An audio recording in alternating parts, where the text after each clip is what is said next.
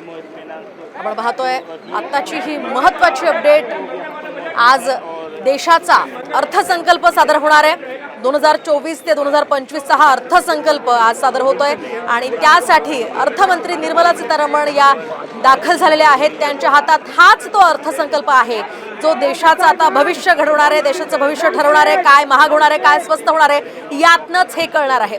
तर अर्थमंत्री निर्मला सीतारमण या सलग 7व्यांदा हा अर्थसंकल्प सादर करून हा विक्रम खरं तर करणार आहेत। नरेंद्र मोदी सरकारच्या 3ऱ्या कार्यकाळातला हा पहिलाच अर्थसंकल्प आहे।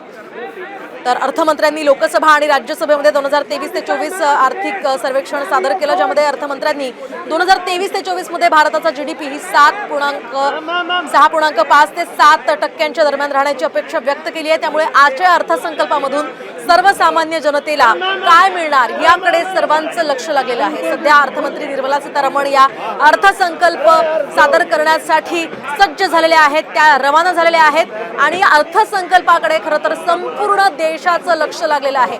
मोदी सरकारच्या या 3ऱ्या टर्म मधला हा खरं तर पहिलाच अर्थसंकल्प असेल आणि यामध्ये तरुणांना, महिलांना, सर्वसामान्यांना आणि गरजूंना काय मिळणार, काय स्वस्त होणार, काय महाग होणार याकडे सर्वांचं लक्ष लागलेलं आहे। विशेष म्हणजे कालच्या पाहणी अहवालामध्ये हे समोर आलंय की 2023 मध्ये जे महागाईचा रेट होता तो यंदा 2024 मध्ये कमी झालाय आणि या संदर्भात आपण अधिक माहिती जाणून घेऊयात आमचे प्रतिनिधी प्रमोद जगताप यांच्याकडून। मात्र त्याआधी सध्याची ही महत्त्वाची अपडेट आपण पाहतोय। दिल्लीतनं अर्थमंत्री निर्मला सीतारमण या सध्या विधानभवनाकडे रवाना झालेले आहेत, संसदेत रवाना झालेले आहेत आणि या सगळ्या पार्श्वभूमीवर अर्थमंत्री हा 7व्यांदा अर्थसंकल्प सादर करणार आहेत। त्या अर्थसंकल्पातनं त्या काय घोषणा करणार याकडे अख्ख्या देशाचं लक्ष लागलेलं आहे।